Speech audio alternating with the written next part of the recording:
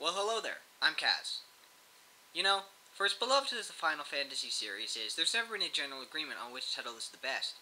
I mean, sure, Final Fantasy VII is usually considered the most popular, but even then, it's not the one that most fans would agree on being the best. But if there's one thing that fans can agree on, it's that whether the game is good or bad, they're always going to have some great tunes. So, leave it to some genius at Square to have a conversation that probably went something like this. Hey, Mr. Hazama, you know all those songs that the Final Fantasy fans love? Yeah. You should probably make a video game based on that. A rhythm one, to be precise. Oh, you mean like Elite Beat Agents? It'll have RPG elements. It'll be totally different and better. How have we not made a music game for this series? But more importantly, will it make us money? We'll label it the 25th anniversary, and we'll charge for extra songs. It'll practically print the money. That's genius. But what would we call it? Theatrhythm! Yes, this is what they decided to make for their 25th anniversary. Theatrhythm Beat Agents. I mean, yeah, there's no way I can get around this. Roll the credits, Summer of Square Enix, yay!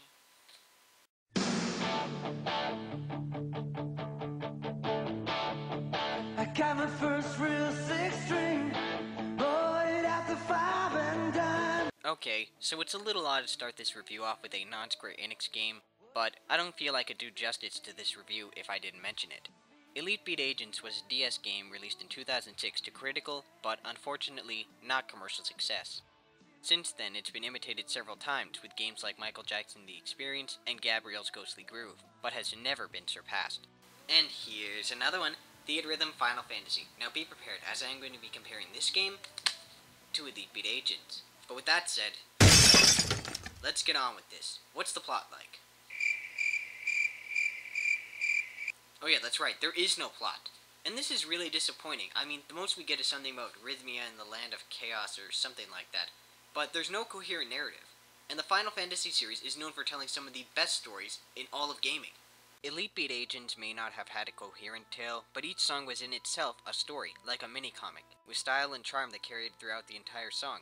They were unique, but similar, and every single one of them was fun. Even when you failed, the story could be enjoyable. Well, story's non-existent, but what's the game like? Theatrhythm Final Fantasy is a rhythm game mixing in RPG elements. It lets you play as your favorite Final Fantasy characters like Cloud and Terra, although some characters you have to unlock first. The game is split into 3 modes: Series, Challenge, and Chaos Shrine. Series is just what it sounds like. You go through 3 songs and all main entries in the series, except 14, but I've already gone through that. Challenge mode is also just what it sounds like. You choose 1 song and play it on 3 difficulty levels. Then there's Chaos Shrine, where you choose 1 note, and you're challenged to beat 2 sequences, a battle and a field. Speaking of types, the levels come in 3 designs: Event, Battle, and Field. Event plays footage in the background of the current Final Fantasy game, depicting important events. They're the easiest out of all the stages, and they're enjoyable, though depending on your skill level they can be too short, as the songs have extended cuts that can only be reached by not messing up for a set period of time. Field is similar, except your characters will walk from point A to B to the beat of a song. And then there's Battles, which, this may surprise you, I find to be the most frustrating and poorly designed out of all the sections. Why? Because instead of having them in 1 or even 2 lines, they have 4, which is just disorienting, because even though you can hit them anywhere on the screen, you're probably going to get confused just looking at it, especially on the higher difficulty levels. But whichever mode you choose and whichever level you try, they all function the same. Tap this, slice that, hold and follow a pattern. Like I said, very much like Elite Beat Agents, minus the spinning wheel. And one great thing about this game is how much content is packed into it. In fact, if you can get into the groove, you'll probably be keeping this in your 3DS for a long while. So it all sounds good, right?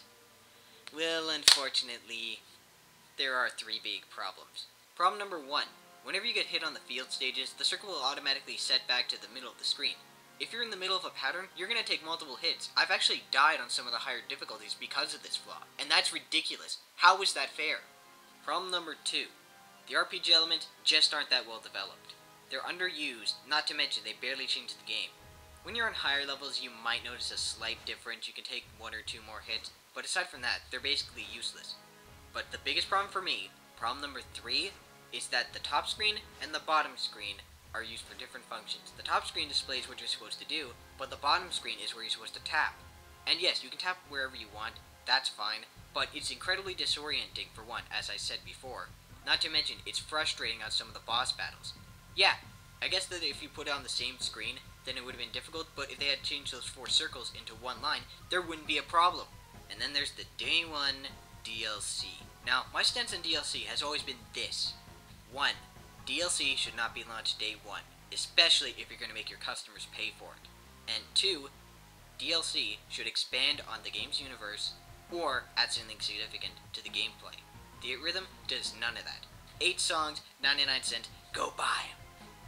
Well, I can tell you for one thing, I'm not going to be buying them. You could buy an entire eShop game with all the money that you could spend on that. If you want to listen to the songs, go to YouTube. Shame on you, Square. On to the presentation. I don't think I need to go over the music, do I? These are some of the best tracks in video game history, bar none. It's one of the aspects that's far superior to Elite Beat Agents. Sound effects like slashing and tapping a button successfully are okay, though if you're like me and you just want to listen to the songs, there's an option to turn them off.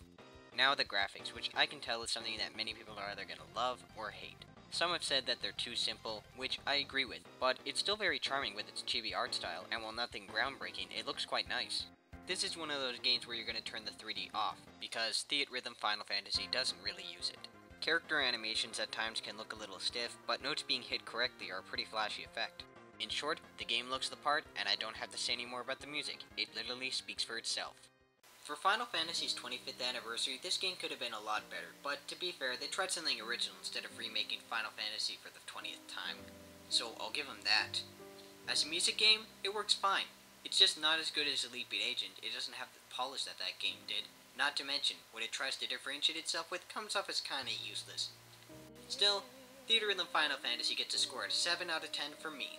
If you love Final Fantasy and you love Elite Beat Agents, you're gonna love this game. If not, you might want to try Elite Beat Agents, but it's at least worth a demo at the eShop. So, tune in next time where we take a look at another series that got its celebration done right. Until next time, game on, my friends.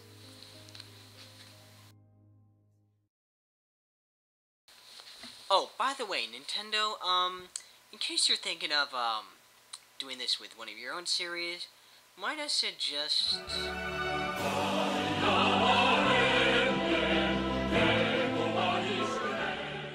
Just give it a thought, Nintendo.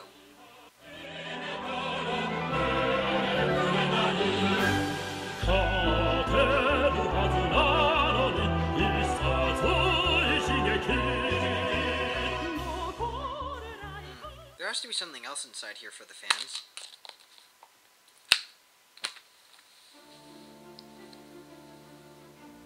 A pen.